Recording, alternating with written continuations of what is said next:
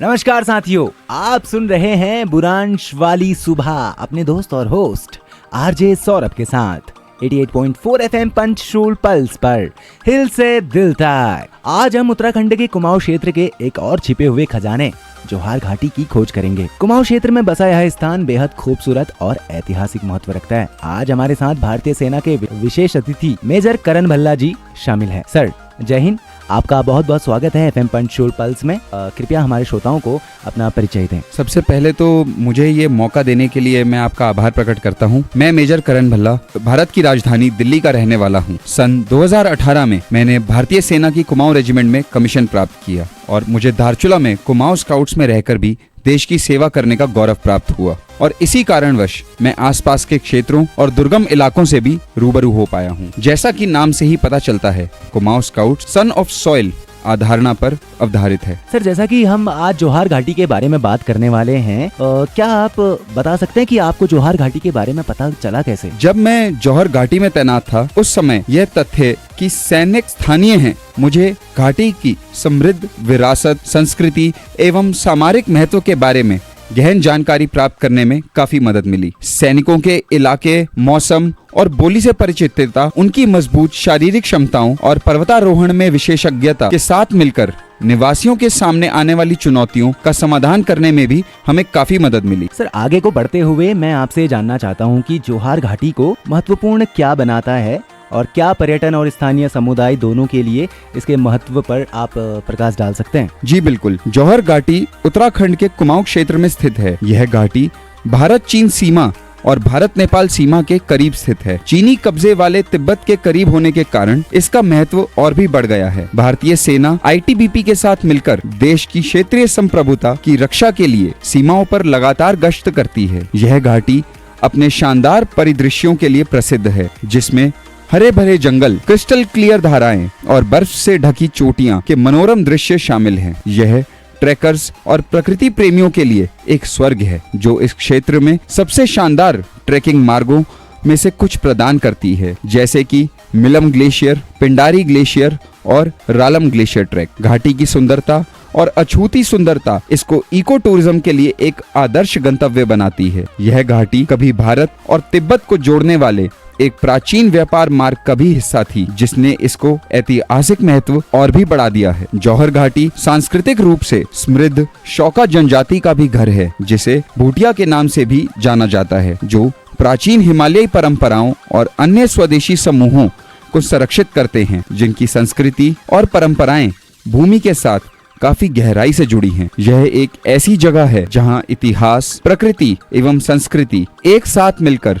आगंतुकों और स्थानीय लोगों दोनों के लिए ही एक अविस्मरणीय अनुभव प्रदान करती हैं, जो इसे अपने घर कहते हैं। वाकई ये तो बिल्कुल दिलचस्प है सर, बहुत ही ज्यादा। और मैंने वहाँ सुना है कि एक सौका समुदाय भी है। क्या उस सौका समुदाय के बारे में भी आप हमारे श्रोताओं को कुछ बताना चाहेंगे? जी बिल्कुल। शौका समुदाय एक तिब्बती बर्मन जातीय समूह है, जो ऐतिहासिक रूप से जौहर घाटी के कुछ हिस्सों में, खासकर मुंशियारी के आसपास और नेपाल के कुछ हिस्से जैसे चमेलिया घाटी में निवास करते हैं। उनके पास एक समृद्ध सांस्कृतिक विरासत है, जो तिब्बती और कुमाऊनी परंपराओं के प्रभाव को मिश्रित करती है। तिब्बत के साथ उनके ऐतिहासिक व्यापारिक संबंधों और क्षेत्र में उनकी लंबी समय से मौजूदगी के कारण वे अपनी पारंपरिक प्रथाओं के लिए जाने जाते हैं, जिसमें हिमालय के दर्रों में भेड़, बकरियां और टटुओं के झुंड के साथ मौसमी प्रवास भी शामिल है। इस जीवन शैली ने उनकी विशिष्ट बुनाई परंपराओं को आकार दिया है, विशेष रूप से तिब्बती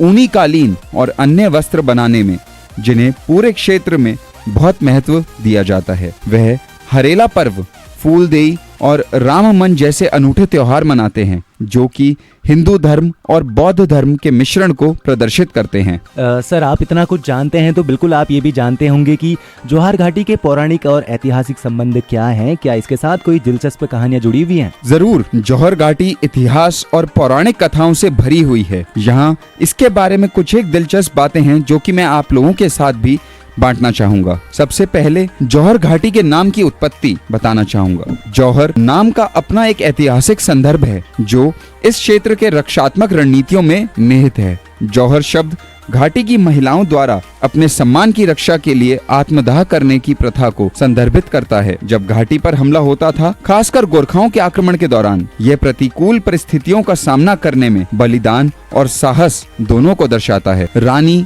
जसूली देवी का प्रभाव। जैसा कि आप लोग जानते हैं, रानी जसूली देवी एक और शख्सियत हैं जिन्होंने इस क्षेत्र के इतिहास पर गहरा प्रभाव छोड़ा है। अपने पति और बेटे को खोने के व्यक्तिगत त्रासदी के बाद उन्होंने परोपकार की ओर रुख किया और जौहर घाटी से गुजरने वाले व्यापार मार्गों सहित 300 से अधिक सराय बनवाए। यात्रियों और व्यापारियों को आश्रय और सहायता प्रदान करने में उनका योगदान काफी महत्वपूर्ण था, जिसने घाटी के इतिहास में उनकी जगह को और भी मजबूत कर दिया। उनकी विरासत को लोग आज भी जश्न मनाते हैं। खासकर घाटी के समुदाय और व्यापार नेटवर्क का समर्थन करने में उनकी भूमिका काफी विशेष है। ऐतिहासिक रूप से जौहर घाटी भारत और तिब्बत के बीच एक आवश्यक व्यापार गलियारा था। व्यापारी मुख्य रूप से शौका समुदाय से तिब्बत से नमक, ऊन, सोने की धूल और बोरेक्स जैसे सामानों का आदान प्रदान करने के लिए इस मार्ग का उपयोग करते थे। मैदानी इलाकों से रेशम, मसाले और गुड़ जैसे उत्पादों के लिए इस व्यापार ने स्थानीय अर्थव्यवस्था और संस्कृति को आकार देने में महत्वपूर्ण भूमिका निभाई। व्यापार मार्गों ने दोनों क्षेत्रों के बीच धार्मिक और सांस्कृतिक प्रभावों की आवाजाही भी देखी। उदाहरण के लिए तिब्बती बौद्ध धर्म ने घाटी को गहराई से प्रभावित किया और कई बौद्ध मठ और अनुष्ठान आज भी घाटी के सांस्कृतिक ताने बाने का हिस्सा हैं। अब बात करते हैं मिलम ग्लेशियर। इस क्षेत्र में स्थित मिलम ग्लेशियर न केवल एक आश्चर्यजनक प्राकृतिक चमत्कार है, बल्कि सांस्कृतिक और ऐतिहासिक महत्व से भी भरपूर है। ग्लेशियर स्वयं गौरी गंगा नदी के स्रोत के रूप में कार्य करता है और त्रिशूल, नंदा देवी और पंचाचूली जैसी लुभावनी चोटियों से चारों ओर से घिरा हुआ है। पौराणिक रूप से मिलम ग्लेशियर इस क्षेत्र के आध्यात्मिक विद्या का हिस्सा है। स्थानीय लोग ग्लेशियर के पास एक पवित्र स्थल सूरज कुंड के बारे में बात करते हैं, जिससे एक स्वर्गीय स्थान माना गया है, जहां केवल वह ही पहुंच सकते हैं जो परलोक में चले गए हैं। ग्लेशियर के प्राचीन परिवेश को ऐसी जगहों के रूप में भी देखा जाता है जहां आत्माएं और राक्षस निवास करते हैं। क्षेत्र के चारों ओर एक रहस्यमय आभा भी पैदा करते हैं। अब मैं आपको नंदा देवी की एक पौराणिक कथा के बारे में बताता हूँ। जौहर घाटी पर स्थित नंदा देवी शिखर न केवल एक प्राकृतिक चमत्कार है, बल्कि लोगों के लिए एक आध्यात्मिक प्रतीक भी। स्थानीय किंवदंती के अनुसार नंदा देवी को शक्तिशाली पर्वत हिमालय और उनकी पत्नी मैना की बेटी माना जाता है और वह घाटी के निवासियों की सुरक्षा और समृद्धि का प्रतीक है। नंदा देवी राजजात यात्रा एक प्रमुख तीर्थ यात्रा जो हर 12 साल में होती है, घाटी के आध्यात्मिक और सांस्कृतिक जीवन का केंद्र है। जौहर घाटी की तीर्थ यात्रा नंदा देवी की पौराणिक यात्रा के मार्ग का अनुसरण करते हुए सैकड़ों किलोमीटर पैदल चलते हैं, ताकि समृद्धि और स्वास्थ्य के लिए आशीर्वाद प्राप्त कर सके। यह पौराणिक संबंध देवी के प्रति लोगों की श्रद्धा और आस्था को दर्शाता है, जिनके बारे में उनका मानना है कि वे उन पर सदैव नजर रखती हैं। ये बहुत ही महत्वपूर्ण जानकारी सर आज आपने हमारे श्रोताओं के साथ साझा करी। मुझे तो यकीन भी नहीं हो रहा कि आप इतना कुछ जौहर घाटी के बारे में जानते हैं। अब आगे बढ़ते हुए जौहर घाटी में पर्यटन के बारे में आप हमारे श्रोताओं को क्या बता सकते हैं और इसे देखने के लिए क्या जरूरी है? यह समझाने के लिए और जानने के लिए तो काफी कुछ है। जौहर घाटी मुंशियारी का घर है, जो एक खूबसूरत गाँव है जिसके अक्सर घाटी का प्रवेश द्वार कहा जाता है। यह पंचाचूली चोटियों के लुभावने दृश्य प्रस्तुत करता है और कई ट्रैक के लिए आधार के रूप में कार्य करता है। इस गांव से सूर्योदय और सूर्यास्त के दृश्य मंत्रमुग्ध कर देने वाले हैं और यह तारों को देखने के लिए भी एक बेहतरीन जगह है। स्थानीय बाजार में हाथ से बने ऊनी शॉल और हिमालयी जड़ी बूटियां भी प्राप्त हो सकती हैं। मुंशियारी पहुंचने से लगभग 35 किलोमीटर पहले स्थित बिर्थी फॉल्स घने जंगलों से घिरा एक आश्चर्यजनक झरना है। यह प्रकृति प्रेमियों और फोटोग्राफरों के लिए एक आदर्श स्थान है। आगंतुक झरने के आधार तक एक छोटे से ट्रैक का आनंद ले सकते हैं और झरने के पानी की ठंडी धुंध को महसूस कर सकते हैं। मुंशियारी के पास एक उच्च ऊंचाई वाला घास का मैदान खलिया टॉप ट्रैकिंग और कैंपिंग के लिए बेहतरीन है। खलिया टॉप की यात्रा से हिमालय पर्वतमालाओं के मनोरम दृश्य देखने का अवसर प्राप्त होता है, जिनमें नंदा देवी, पंचाचूली और त्रिशूल शामिल हैं। सर्दियों में यह बर्फ से ढका हुआ स्वर्ग बन जाता है, जो रोमांच शौकीनों को काफी आकर्षित करता है। मिलम ग्लेशियर की यात्रा जौहर घाटी के मुख्य आकर्षणों में से एक है। मुंशियारी से शुरू होकर यह मार्ग अपने घने जंगलों, नदी पार करने वाले रास्तों और दूर दराज के गांव से होकर ले जाता है। ग्लेशियर अपने आप में एक शानदार नजारा है जो ऊंची चोटियों से घिरा हुआ है और अछूत जंगलों का एहसास कराता है। मिलम ग्लेशियर के रास्ते में मिलम गांव से होकर गुजरना पड़ता है, जो ऐतिहासिक रूप से महत्वपूर्ण बस्ती है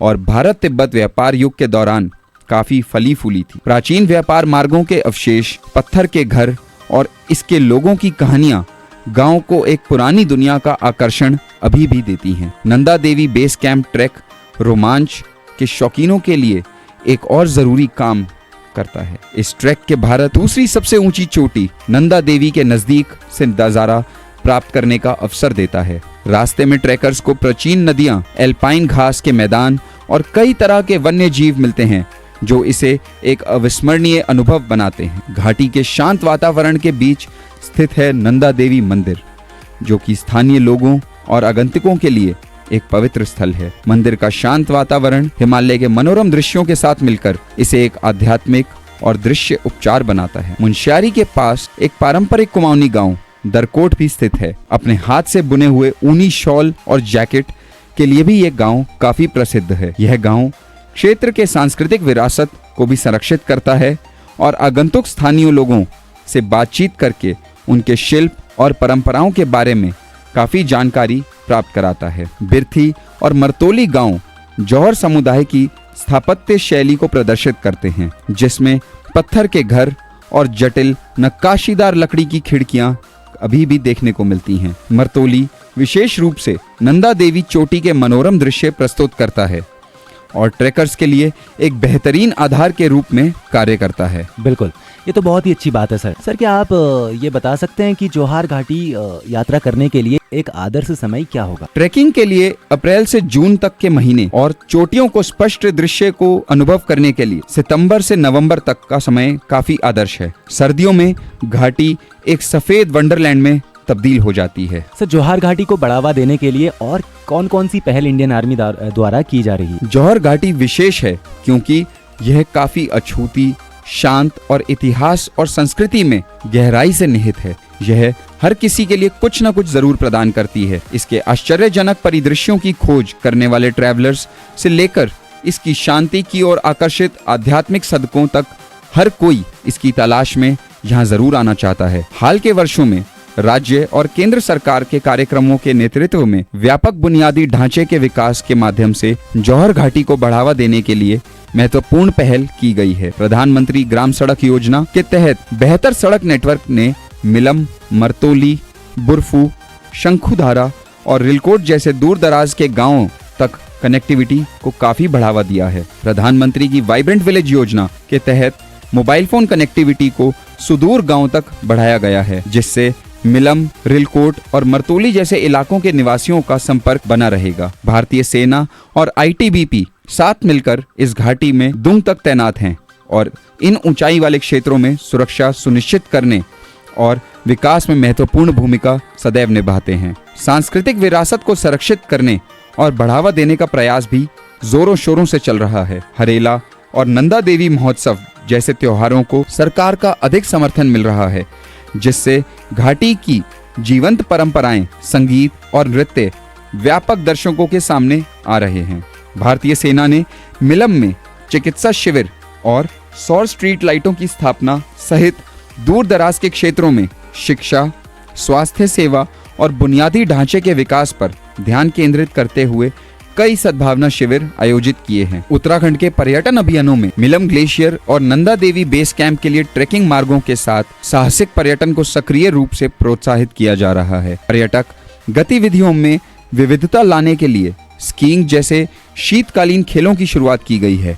सामूहिक रूप से यह प्रयास जौहर घाटी को एक प्रमुख गंतव्य में बदल रहे हैं। साथ ही इसके प्राचीन पर्यावरण और समृद्ध सांस्कृतिक परंपराओं की भी रक्षा की जा रही है। बिल्कुल, जौहर घाटी के बारे में ऐसी समृद्ध जानकारी देने के लिए मेजर करण भल्ला, आपका बहुत बहुत धन्यवाद। मुझे यहाँ बुलाने के लिए मैं आपका फिर से आभार प्रकट करता हूँ। ऐसे उल्लेखनीय क्षेत्र की सुंदरता और महत्व को साझा करना हमेशा ही एक खुशी का अवसर है। मुझे उम्मीद है कि यह श्रोताओं को जौहर घाटी का पता लगाने और उसकी सराहना करने के लिए और भी प्रेरित करेगा। आपका फिर से बहुत बहुत धन्यवाद।